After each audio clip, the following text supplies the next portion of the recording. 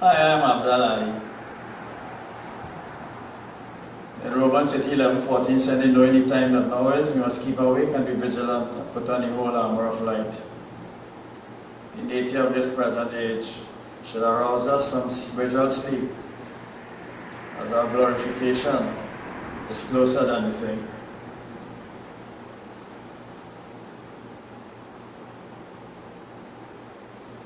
The Bible says, our economy is not tied to the world's economy.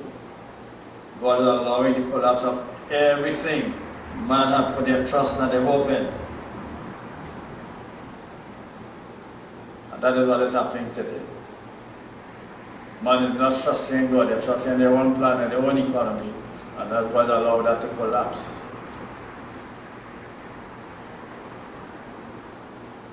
And right now we are seeing many of the worst threats of our freedom appear disguised as progressive steps to create a better world.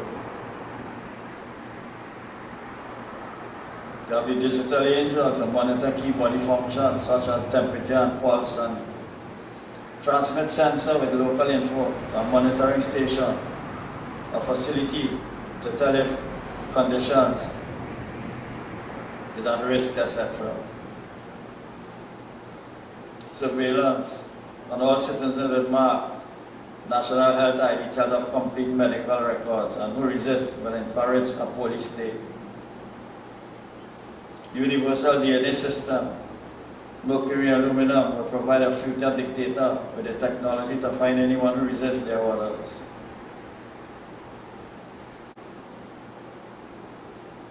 Vaccine ingredients enter brain, including mercury, aluminum, nanoparticles. So we are seeing the coming of the Lord. It could be very far. Again, we see on the Feast of Trumpets any given year, but according to what is being fulfilled and according to prophecy, as in the Bible, we are seeing the time could be very far off. And we look at Israel as the signpost. What is happening there? We know the third temple will be built. They have to make peace. Right now, Israel made peace with a few countries. It began first with Jordan and Egypt, or they dealt with, I think, the Dubai and UAE, United Arab Emirates. And Daniel said they have to make a covenant with many. So many in the Asian countries and the Arabian countries will come in that peace accord. Temple will be built, but before they could do service in the temple, they have to have a red heifer that they must kill to get in the ash, mix it to purify the priest, and the people would go into their temple to worship. So the third temple already, we see they already have two red heifers that are targeted, they call them kosher red heifer. That means they have no impurities. And it must be pure. Could be older than 3 years, between 2 and 3 years. It must be between 2 and 3 years. And they already have 2. And I saw the rabbi examining them every day with a light 3-4 times with a light to see if it have any defects, any white hairs. I don't think it must have more than 2 white hairs. Some say it must have none at all. And if that has been examined as the only 2 right now they have to be that kosher offering to purify the priest and the congregation of going into the temple. And the temple has to be very near. And if the red heifer could be more than 3 years old, already examining one to do that work, then the covenant Lord cannot be verified. So we need to look at the signs that is happening in Israel.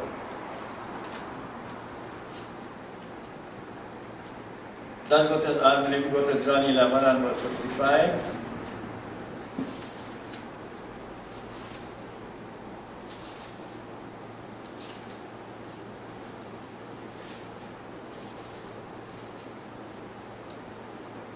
It says that the Jews' Passover was near at hand, and many went out of the country up to Jerusalem before the Passover to purify themselves. I mean, they had to have that ash mixed with the water before they could go into the temple at the Passover to worship. Now they don't have a temple again, they don't have the red heifer, and also when that temple built again, they must purify themselves before they go to worship. And the priest must do that before they come function as a priest into the temple. Numbers 19 gives you a full description of what will happen with the red heifer and the ash. They'll have to kill the red heifer. They have to burn it, everything in one part, the entire red heifer. And when that comes to ash, you have to put that ash in a container and leave it for 3 days. And then they will mix it with water. So if you would take a look at that red heifer, it could also be pointing to Jesus. But when Jesus was crucified, he was in the grave for 3 days.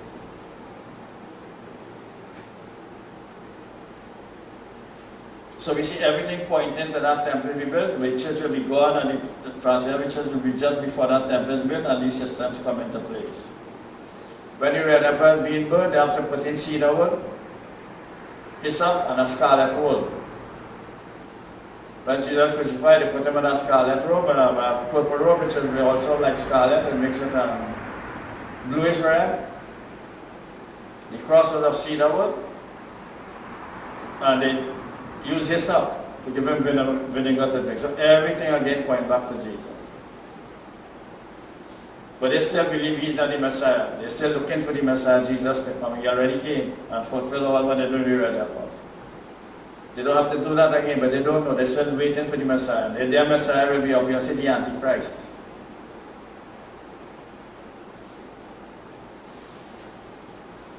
And there Elijah to point them to their Messiah will be the false prophet.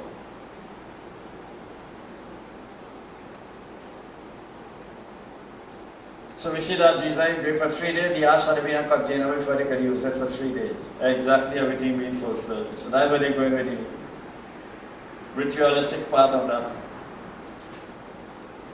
And then Jesus, when he this person side blood and water gushed out from his side.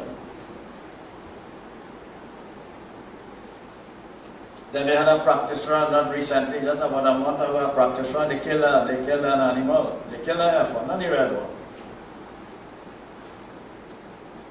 Not older than 3 years, practice run to see how much ashes they will get from that heifer. So everything is very, very close. They already did want to see how much ashes they will get from that heifer.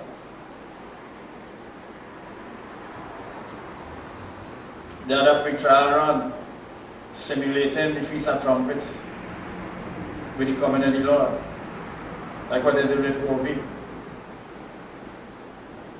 Simulated years ago, this pandemic that no one else. So that by chance.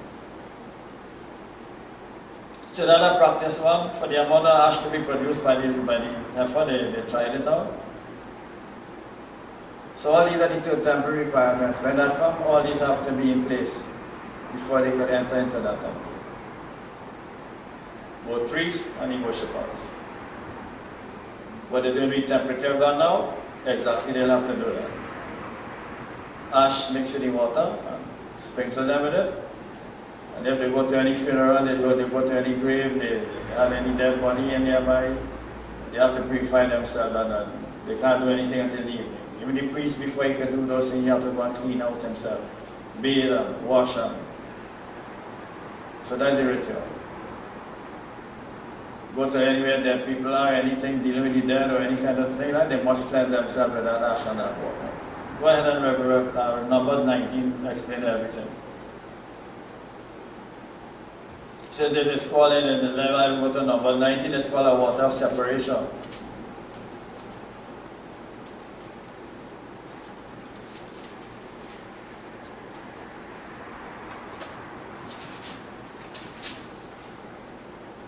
And the Lord spake unto Moses and unto Aaron, saying, This is the ordinance of the law which the Lord hath commanded, saying, Speak unto the children of Israel, that they bring thee a red heifer without spot, wherein is no blemish, and upon which never came you. And he shall give it unto Eleazar the priest, that he may bring her forth without the calf. Say, it is a female red heifer. One shall lay her before his face. What female red heifer means, Jesus will multiply himself many times over. That's the reason why this was a female red heifer. Jesus is to multiply after his time. And they take our blood with his finger and sprinkle the blood directly from tabernacle of the congregation 7 times. And shall burn the heifer in the sight, the skin and the flesh and the blood with the dung, and shall he burn. And the priest shall take cedar wood, and hyssop and scarlet, and cast into the midst of the burning of the heifer. And then the priest shall wash his clothes, and he shall bathe his flesh in water. Afterward he shall come into the camp, and the priest shall be unclean until the evening. And he that burneth it shall wash his clothes in water, and bathe his flesh in water, and shall be unclean until the evening. And a man that is clean shall gather up the ashes of the heifer, and lay them up outside the camp in a clean place. And it shall be kept for the congregation of the children of Israel for a water of separation. It is a purification for sin. And he that gathered the ashes of the heifer shall wash his clothes, and be unclean until the evening. That shall be unto the children of Israel, and unto the stranger that sojourneth among them for a statute forever. And he that toucheth the dead body of any man shall be unclean 7 days. He shall purify himself with it on the 3rd day, and on the 7th day he shall be clean. But if he purify not himself the 3rd day, then the 7th day he shall not be clean. Whosoever toucheth the dead body of any man that is dead, and purify not himself, defiling the tabernacle of the Lord, that soul shall be cut off from Israel. Because the water of separation is not sprinkled upon him, he shall be unclean, his uncleanness is yet upon him. This is the law when a man dieth in a tent, all that come into the tent, and all that is in the tent shall be unclean 7 days. And every open vessel which hath no covering bound upon it is unclean. And whosoever toucheth one that is slain with a sword in the open field, or a dead body, or a bone of a man, or a grave, shall be unclean 7 days. And for an unclean person they shall take up the ashes of the burnt heifer of purification for sin, and running water shall be put into a vessel. And a clean person shall take hyssop and dip it in the water, and sprinkle it upon the tent, upon all the vessels, upon the persons that were there, and upon him that toucheth a bone, or one slain, or one dead, or grave. And the clean person shall sprinkle upon the unclean on the 3rd day, and on the 7th day, and on the 7th day he shall purify himself, and wash his clothes, and bathe himself in water, and shall be clean at evening. But the man that shall be unclean, he shall not purify himself. That soul shall be cut off from among the congregation, because he hath defiled the sanctuary of the Lord. The water of separation and not being sprinkled upon him, he is unclean. And it shall be a perpetual statute on them, that he that sprinkleth the water of separation shall wash his clothes, and he that toucheth the water of separation shall be unclean until evening. Whatsoever the unclean person toucheth shall be unclean, and the soul that toucheth it shall be unclean until evening. And that is what the ritual, simply because they didn't receive the Messiah when he came, they're still waiting for him to come, and that is the ritual they have to go through, to go into that temple. And that's why the red heifer is so important to them. Today is the blood of Jesus cleanses us from all sin. We don't need that because they rejected the Messiah, still looking for him. And one rabbi said, this will be the last Feast of Trumpets, they'll be without the Messiah. Oh, he knows that? Don't ask me. That's what he said. He said, this will be the last Feast of Trumpets, they will be without their Messiah. So everything is in place. The red heifer must be burnt, and the ashes must be prepared before that temple can be built and put in. So the priests have to have that ready at hand before these things happen. So we see that Jesus' blood was mixed with water.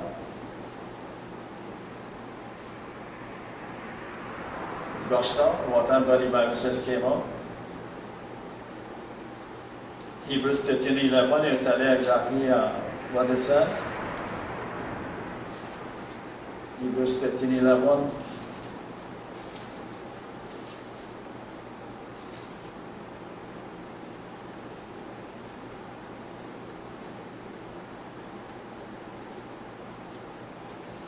It says from verse 10, we have an altar whereof they have no right to eat which serve the tabernacle. For the bodies of those beasts whose blood is brought into the sanctuary by the high priest for sins are burned outside the camp. You see that? Red word, outside the camp. Wherefore Jesus also, that he might sanctify the people with his own blood, suffered outside the gate. Let us go forth therefore unto him outside the camp, bearing his reproach. So Jesus is crucified outside the camp. That camp there from the Strong's Exhaustive Concordance speaks of the Roman fort.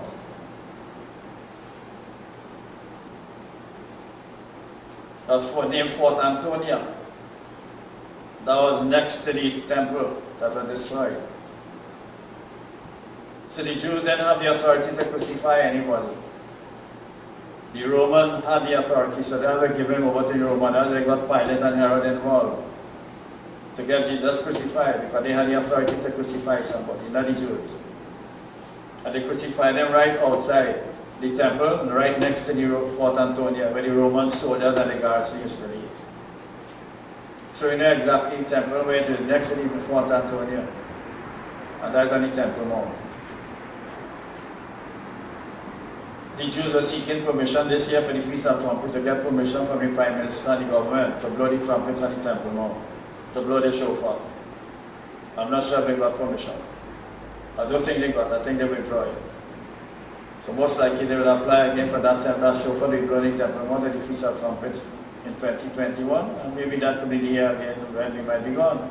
Not saying hold it 10 years, not hold it 10 years, I just tell you that's the season. And the times we're living in is being prophecies are being fulfilled today, to the very word, to every verse that deals with the times of the end. So everything is happening. You have sorcery, the Bible speaks of sorcery. And if I give you what sorcery is, it is drug related. So I've taken a vaccine for those kind of things drug related. Medication, prescribed, it's like magic. I'm using the Greek structure. It's like witchcraft. It's a spell given potion, already DNA changed, programmed to do what they have to do. Mercury and the whatever ingredients they have to cause that. Bible speaks is a poisoner, it's a poison. Vaccine is a poison. That's what sorcery is. So they are sentencing themselves to certain things that they have to program to do when they take that vaccine. I tell you, don't anybody take that vaccine. It's like a magician is to engrave a drawing on magical lines. That's what the tattoo is, magical lines. So it's dangerous. And that's in the Bible, so I'm quoting the Bible. In Revelation. So who will take that vaccine? They bring in a sentence upon themselves.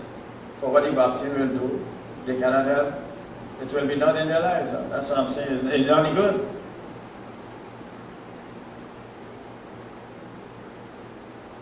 And then we have in India, I can share this with you, I can show you. New Delhi faces virus challenge. Secret crucial info, a government school teacher writes down the details relating to the family during a survey at a residential neighborhood in New Delhi, India yesterday. A massive survey to get the health details of New Delhi's entire population of 28 million and test everyone with symptoms of COVID-19. Teams comprising health workers and other government officials, including teachers, went from home to home to conduct the survey that is trying to screen everyone. That is not that's in the newspapers in India, what they are doing. To test everyone, 28 million people going home to home to see what happens. And the condition, and the health condition, then they will start to get that vaccine. Trinidad, Roadmap Committee recommends EID for all. E-identification, cashless, digital identification. No card, no passport, no ID card, no driving permit. EID. How you get that? It has to be in the body. Roadmap Committee recommends EID for all, for all. Roadmap the recovery team has recommended fast-tracking a unique digital identifier to every citizen and legal resident according to a draft report.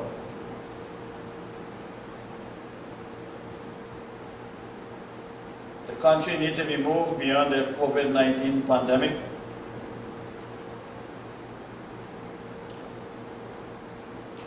It is to effectively navigate the crisis and accelerate the recovery process. He said all hands on deck. The COVID-19 crisis is the long-needed impetus for TTT to begin unlocking the potential of digital technology to quickly change its way of doing business and reporting. The digital vision should be led by locals and enabled by leaders with a commitment to transform society. The team recommended creating an accelerated digital-first government, the creation of a unique e-identity for every citizen and legal resident in the country. This will be mandatory to access government services. Notice that without that, can't do any business government. Nothing. Mandatory, if that's the correct pronunciation. And will be managed to government via the state or approved data center. This ID will supersede all existing identifiers and will align with the electronic processing of all government services and digital commerce activities. The roadmap to Recovery Committee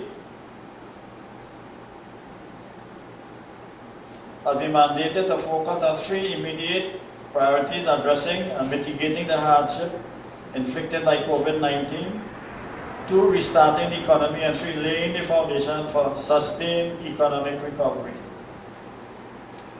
That is the Roadmap Committee recommends EID for all. And working towards a cashless future.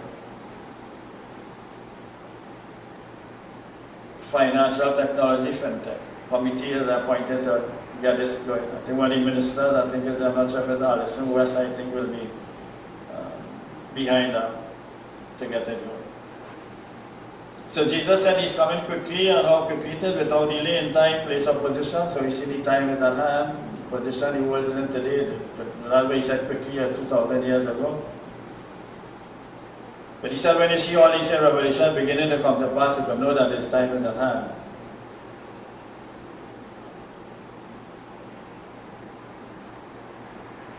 So then you have the Trinidad, where they have then these economists and Trinidad speaking about the challenge of reimagining our world and our Trinidad. Mental, get in your mind and see what kind of future you want and work towards it. Not according to God's future. Again, independent of God. They have the answers, and God will allow all these things to crumble. Because it cannot be sustainable. But He's not in it. So it has to be crushed. And He allowed that to happen, to bring His order into being and into place. So they had a practice run for the amount of ash to be produced. They have a practice run and the servicing in the tabernacle when it's the temple when it's built. The red heifer is almost ready.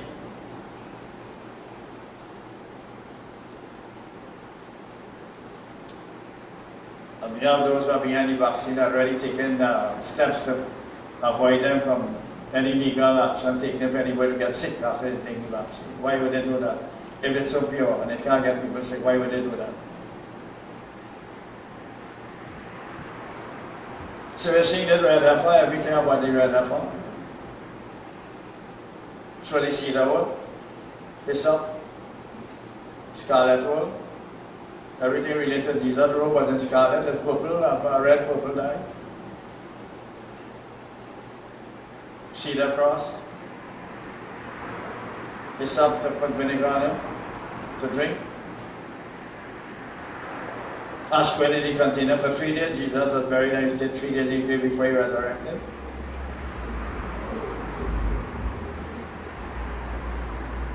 They have to burn this heifer outside of the camp. Right outside by the entrance of the tent when it's built, the tabernacle or the temple is built, next to the Roman fort, Fort Antonia. And that will happen. And they have to sprinkle everyone going to the temple with that ash and that water.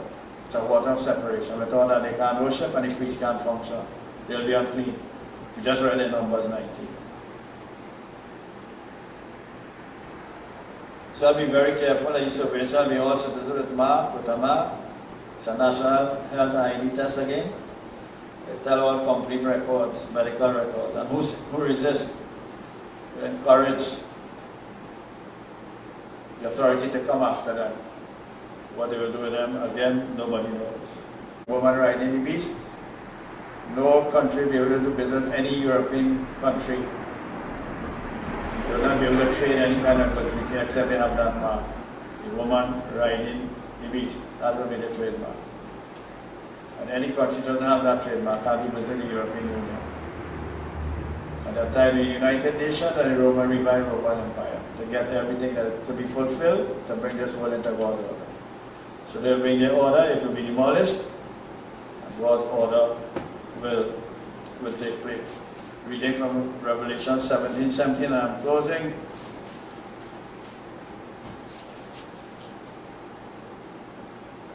And the beast that was, and not even the eighth, and is of the seven, and going into perdition, and the 10 ones resolved. So it's the 10 kings which have received a kingdom, and no kingdom as yet, but receive power as kings, one over the beast. These have one mind, and shall give their power and strength unto the beast, that's the Antichrist. And these shall make war with the Lamb, and the Lamb shall overcome them, for he is Lord of lords and King of kings. And they that are with him are called and chosen faithful. That is chosen all who would not take the mark and survive any tribulation period.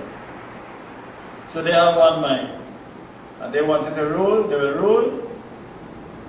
And when Jesus comes to take up his kingdom as King of kings and Lord of lords, they still want to rule, and they'll fight him to maintain the rule. And they try to defeat Jesus, so they want to continue the rule. And Jesus will defeat them.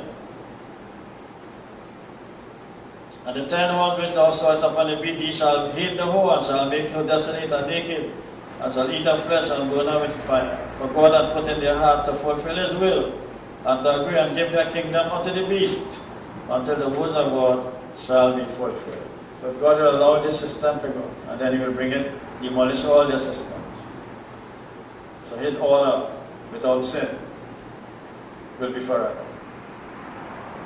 And evil will be banished forever, and good will be separated from evil forever. And that is God's plan. So they'll have one mind. That's why we must have the mind of Christ, the mind of God, the mind of the Holy Spirit. We don't have to follow the world's order.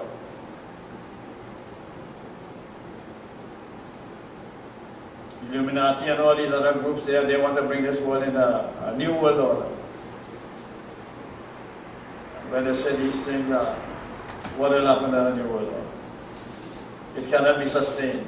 But God is not in that, what they are doing. What allowing it when he says he allowing it. But 1 John says that all their plans will come to nothing.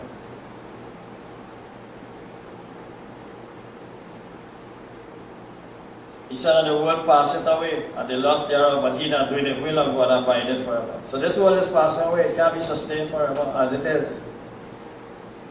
So they are looking for that better world, but it can't be, because it's passing away like a dead man, like a man dying. It's only a matter of time. Their plans will come to naught. And God's plan will be revealed, will be manifested in the 1,000-year period, when he ruled as King of kings and Lord of lords. After he defeated them, they'll try to fight him to rule. Make war with him to rule, continue to rule. They always love to rule. That's the Antichrist bidding. And Jesus just speak a word, and they'll be destroyed. If you listen to me this morning and you're not saved, the Bible says those who are in Christ have a glorious hope, looking for the coming of the Lord Jesus Christ to take us away from this evil world. It will happen in any given year in the Feast of Trumpets, which year nobody knows. But the time is at hand, all the systems are in place. The seasons are there. Technology is being more advanced. So we see that everything prophesied in the Bible shall be fulfilled and are being fulfilled at present.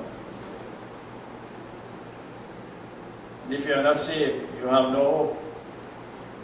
The Bible says, man without Christ, without God in this world, and without hope. You might be serving another God, but that is God who created you. The God who created you sent Jesus to save us all. But that Savior must be a sinless Savior. All of us are born in sin, and are sinners by nature, inherited from Adam and Eve, our first parents. But Jesus Christ was conceived without sin, and he's the only one qualified to save all of us. went to that cross, shed his blood. The penalty that we faced was death. He faced that death penalty for us. He was crucified on that cross. He's buried. Spent 3 days in that grave, and he rose again from the dead. Walked this earth for 40 days after, speaking to disciples and other people and multitudes. And then he ascended into heaven in a cloud. And he's going to come again. For the angels spoke to the disciples, and they're looking up.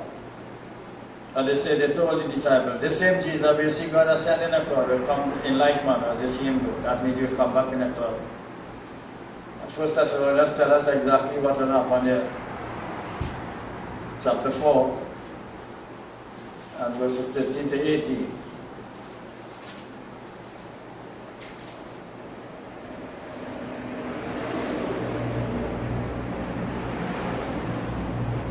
Paul was telling the church here at Thessalonica, told them you will not have them to be ignorant concerning them who have died, and they sorrow not even others which have no hope. If we believe that Jesus died and rose again, even so then, also with sleep in Jesus, with die in Jesus, will God bring with him. For this we say unto you by the word of the Lord, that we who are alive and remain unto the coming of the Lord shall not prevent them who have died. For the Lord himself shall descend from heaven with a shower, with the voice of the archangel, and with the trump of God, and the dead in Christ shall rise first. Then we who are alive and remain shall be caught up together with them in the clouds to meet the Lord in the air. And so shall we ever be with the Lord. And he said to take comfort and comfort one another with these words. So that's the hope of every Christian. Every man who believes in Jesus is a glorious hope. We are not a hopeless people. In the book of Acts, the angels told the disciples the very way that the sea went up into heaven, he will come again. When Jesus spoke on these things, they beheld, he was taken up in a cloud, receiving him out of their sight. And while they looked steadfastly toward heaven as he went up, behold, 2 men stood by them in white apparel, which also said, you men of Galilee, why stand ye gazing up into heaven? This same Jesus, which is taken up from you into heaven, shall so come in like manner as you have seen him go into heaven. Then they returned there unto Joseph and a mount called Olivet.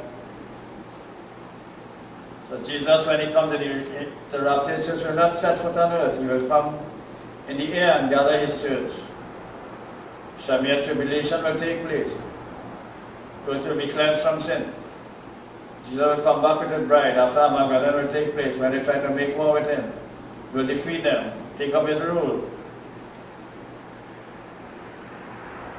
So shall be with him for that 1,000-year period, and unto the new earth, and the new heaven, forever and ever. And Jesus comes to rule, and he'll come with us. But when he comes, he just comes in the clouds. And when he comes back again, he'll come back as he went up from Mount of Olives, he'll come back in the Mount of Olives. To rule and reign as King of Kings and Lord of Lords with his church. That 1,000-year period.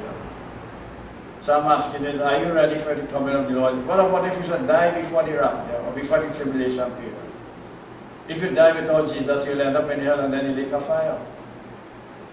So while you will miss the tribulation period, the system of the Antichrist, you will not miss hell and the lake of fire if you didn't receive Jesus and you die today. Nobody knows when we'll die. That is by appointment. It's appointed on a man once to die and after the judgment. God has set an appointed day for us to leave this body and leave this earth as it is. That's the appointment, the only appointment man cannot reschedule. It's set by God. We can reschedule any other appointment. But not that. That is set by God. A time to be born and a time to die. And when that day comes, not by age, it's by appointment. When that time comes, you must be ready in Christ. Whether you are dead or alive when we come, we'll be with him together forever and ever. I want to give you that opportunity this morning to make Jesus Christ your Savior. Tomorrow is not promised to you. Not even a minute is promised to you. Your breath could leave this body any moment in time once the appointment with God has come. Let me help you. I beg of you, be reconciled to God by receiving His Son Jesus Christ. Jesus, who knew no sin, became sin for that we might become the righteousness of God in Him. If you are not in Christ, you are not in right relationship with God. You are separated from God when you need to be reconciled and come back. We have an inherited sin nature from Adam. And they were put out of the garden, and they need to come back to God only through reconciliation through His Son. We who receive Christ have that glorious hope. What about you this morning? Let me give you that glorious hope. The Bible said Jesus became a man. He fashioned Himself a body like a man, that He could fashion our bodies like unto His glorious body, the one He rose with from the dead. This sinful body became separate from God, and only when you put on the body that is in Christ, you are made fit for God's presence again. Else we'll be banished away from God forever and ever in an eternal lake of fire. Today is the day of your salvation. Now is the time. Let me help you. Say with me. Romans 10:9, and I say, if you believe in your heart what you heard about Jesus, and what you heard about this morning, and you confess Jesus as your Savior, you shall be saved.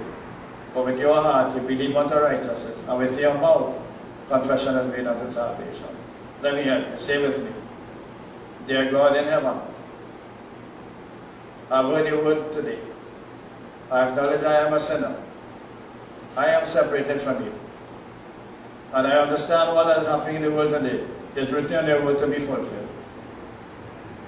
I see all the technologies that have been advanced for the coming system of the Antichrist. And everything available today. What is happening in Israel with the red heifer and the temple and the peace plan and the safety plan. I'm seeing all of that.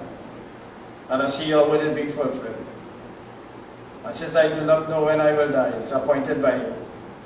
Today I want to receive you as my Savior and my Lord. I believe that you died for my sins. You were buried. You rose from the dead. Ascended to be at the right hand of God the Father, coming again to receive me unto yourself, to be with you forever and ever. So you would fashion my body unto your glorious body and make me fit for God's presence one more time. Thank you for saving me today and opening the eyes of my understanding what is happening in the world, so I can see the future written in your word. Thank you for saving me today.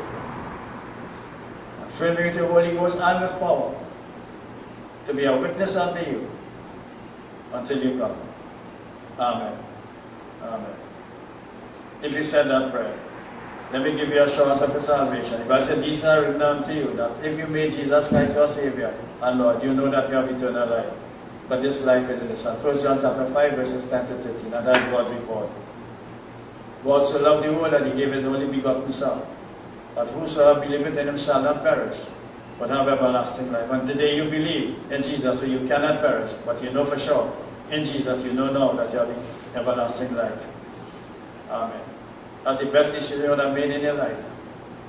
You have a lot of important decisions, but this was the only most important decision that deals with our soul in eternity. God bless.